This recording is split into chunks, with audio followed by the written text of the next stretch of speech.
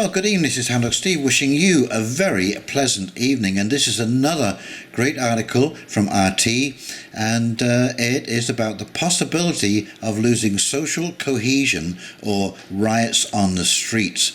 And I think that if we have another lockdown in Canada, we could certainly be seeing the same thing because people are at their wits' end.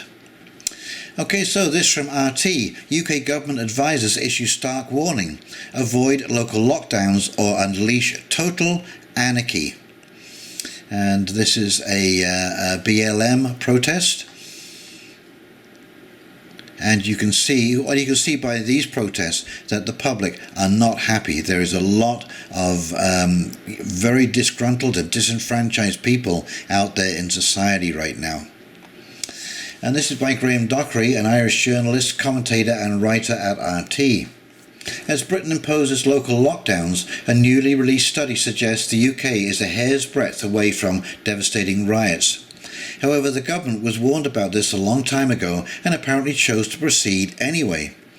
When the British government's policing and security advisors met in London on July the 2nd, their tone was serious. Racial and societal tensions, they warned, had reached boiling point in the UK, and the re-imposition of CV lockdown measures could ignite this powder keg and trigger riots unseen since the mass riots of 2011. If this happens, the advisors warned police would be unable to contain the chaos and military support will be required to restore order. And is that what they want? Is that why the government chose to proceed anyway, because they want military support in there? The advisors' concerns were laid out in a paper published on Friday by the government's Scientific Advisory Group for Emergencies, SAGE. However, in the month between the meeting and the publication, the government seems to have disregarded some of its key recommendations. Localised lockdowns have been reimposed, with Health Secretary Matt Hancock announcing on Thursday that people in parts of Greater Manchester, West Yorkshire and Leicester would not be able to meet each other indoors. Residents of Leicester have already laboured under severe restrictions for several weeks, and nationally, Prime Minister Boris Johnson on Friday extended the shuttering of close contact services such as casinos and bowling alleys for another 2 weeks. This is exactly what the paper warned against. Local lockdown carries with it a series of threats to social cohesion and public order, its authors cautioned.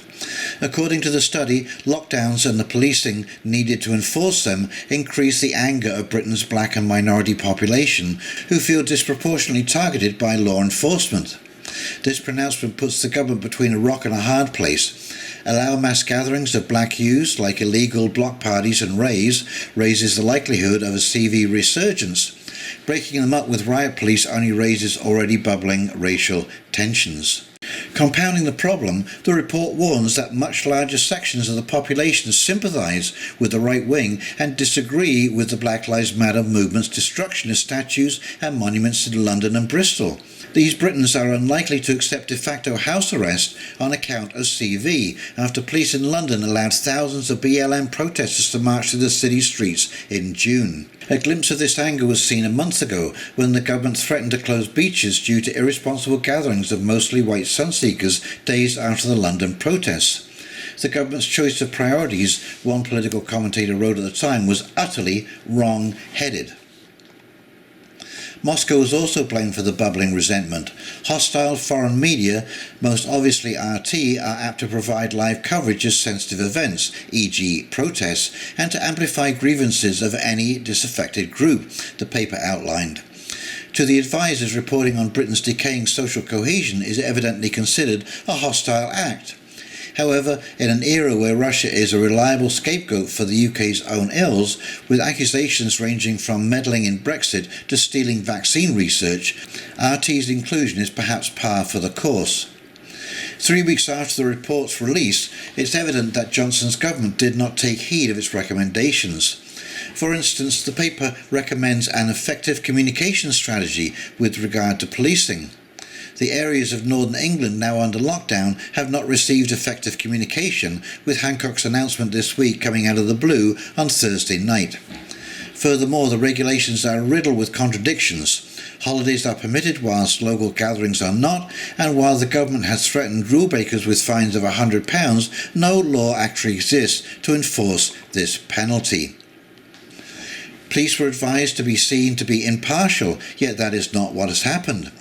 The black youths whose raves were raided see the police as a racist force. The white masses threatened with fines for attending beaches see the law as favouring BLM protests.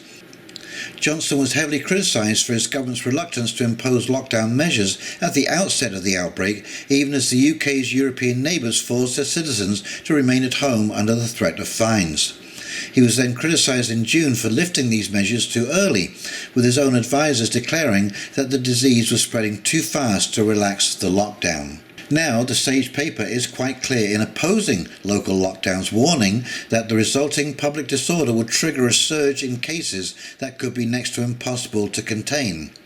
This pronouncement, if true, leaves Johnson's government facing an unenviable dilemma: crack down on the virus and unleash once-in-a-generation riots, or back off and allow nature to run its course, for better or worse.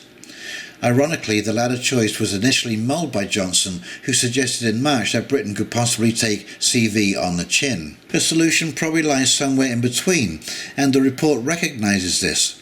Police are encouraged to modify their approach depending on the nature of gatherings and assemblies. The government is advised to acknowledge community tensions when implementing public health measures. And if localised lockdowns are to be implemented, they shouldn't be without solid intelligence. And that's absolutely correct. Right now, people have gone to the ringer. Businesses are going under. People are absolutely strained to the very limit. And to reimpose lockdowns is incredibly harsh. And yes, I do believe we are going to see some serious pushback over this. Well, I hope you enjoyed this article, and if you did, please like, comment and subscribe below. And in the meantime, this is Houndog Steve signing off, wishing you a very pleasant evening. Take care now. Bye.